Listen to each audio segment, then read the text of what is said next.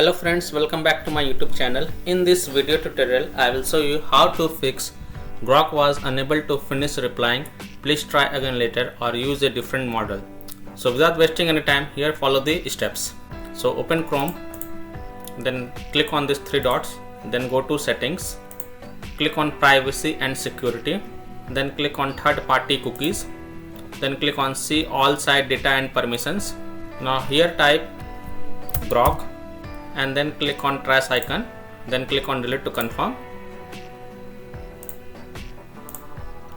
Now here type x.ai, click on trash icon and click on delete to confirm.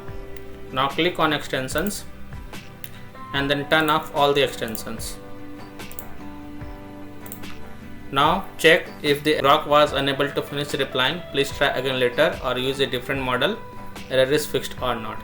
If still your problem is not solved, then you can try alternative browsers such as Mozilla, Firefox, Opera browser, Brave browser, Microsoft Edge browser. So by this way you can fix this error. So that's all for this video. If this video helped you, then please like and share this video, and also subscribe to my YouTube channel to get the latest updates. Thank you.